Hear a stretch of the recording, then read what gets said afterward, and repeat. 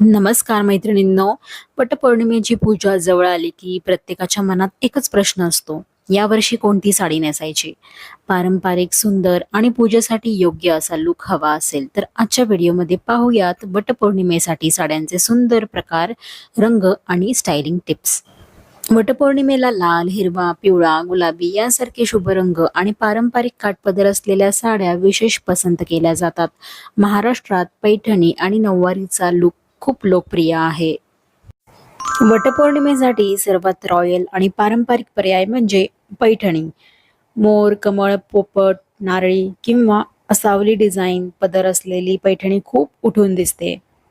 हिरवी पैठणी लाल काठासोबत, लाल पैठणी हिरव्या काठासोबत किंवा जांभळी गुलाबी पैठणी हा लूक खूप सुंदर दिसतोच. पण आजकाल पेस्टल शेड्सच्या पैठण्या सुद्धा बाजारामध्ये आलेल्या आहेत. पैठणीसोबत गोल्डन ब्लाउज, नथ, चंद्रकोर बिंदी, गजरा आणि पारंपरिक दागिने घातले तर तुमचा वटपौर्णिमेचा लूक अगदी खास दिसेल. पैठणी ही महाराष्ट्राच्या पारंपरिक वारशाचा महत्त्वाचा भाग मानली जाते आणि तिची रेशीम व जरीची नक्षी खास ओळख आहे. ज्यांना अगदी अस्सल मराठमोळा लूक हवा आहे त्यांनी नऊवारी साडी नक्की ट्राय करावी. हिरवी, लाल, केशरी, पिवळी किंवा जांभळी नऊवारी वटपौर्णिमेच्या पूजेसाठी सुंदर दिसते. नऊवारी सोबत पारंपरिक नथ, ठुशी, बुगडी, हिरव्या बांगड्या आणि केसात मोगऱ्याचा गजरा लावा. पूजा वडाभोवती प्रदक्षिणा आणि फोटोसाठीही हा लूक खूप आकर्षक दिसतो. नऊवारीचा खास ड्रेप शरीराला आरामदायी हालचाल देतो.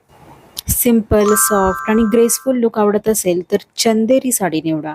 या साड्यांमध्ये हलका शाईन, सुंदर काठ आणि एलिगंट पडदा मिळतो. चंदेरीमध्ये तुम्हाला कॉटन आणि सिल्क असे वेगवेगळे प्रकार बघायला मिळतील.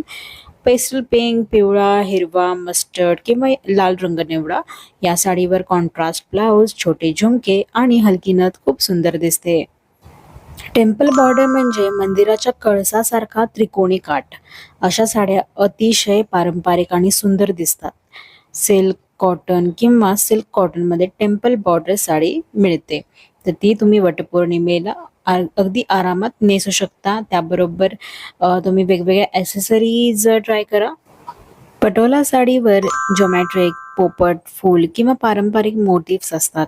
ही साडी रंगीत आणि रिच दिसते. ज्या महिलांना वेगळा आणि हटके पारंपरिक लुक हवा आहे त्यांच्यासाठी पटोला साडी एकदम उत्तम पर्याय आहे. टिश्यू सिल्क साडीला हलका चमकदार लुक असतो. Golden, silver, pastel pink, peach, lavender किंवा हलका हिरवा रंग निवडला तर मॉडर्न आणि एलिगंट लुक मिळतो. ही साडी हलक्या दागिन्यांसोबत खूप छान दिसते. त्यामुळे ही सुद्धा तुम्ही तुमच्या साड्यांच्या लिस्टमध्ये नक्कीच ठेवू शकता. हलकी पण पारंपरिक साडी हवी असेल तर काठपदर साडी हा उत्तम पर्याय आहे.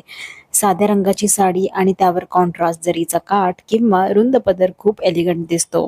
हिरवी साडी लाल काठ, लाल साडी सोनेरी काठ, पिवळी साडी हिरवा काठ किंवा गुलाबी साडी जांभळा काठ असे कॉन्ट्रास्टमध्ये रंग निवडा. ही साडी पूजा आणि घरगुती कार्यक्रमांसाठी खूप सोयीची आहे.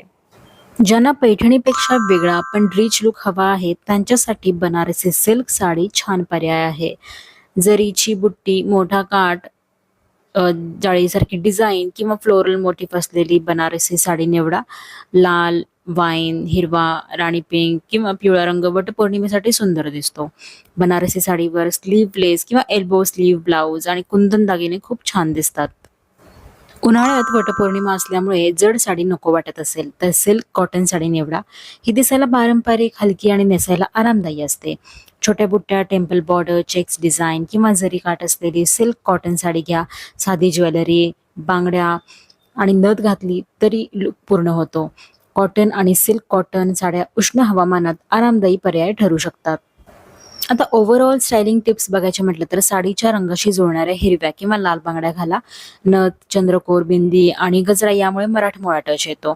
जड साडी असेल तर दागिने थोडे हलके ठेवा. सकाळची पूजा असल्यास सिल्क कॉटन, काठपदर किंवा चंदेरी साडी अधिक आरामदायी वाटते. फोटोसाठी पदर नीट पिनअप करून ठेवा आणि कॉन्ट्रास्ट ब्लाउज निवडा. तर फ्रेंड्स, या वटपौर्णिमेला तुम्ही कोणती साडी नेसणार कमेंटमध्ये नक्की सांगा. व्हिडिओ आवडला तर लाईक करा, शेअर करा, चॅनलला सबस्क्राईब करून ठेवा. भेटूयात नवीन अशाच वेगवेगळ्या व्हिडिओसोबत. Till then take care.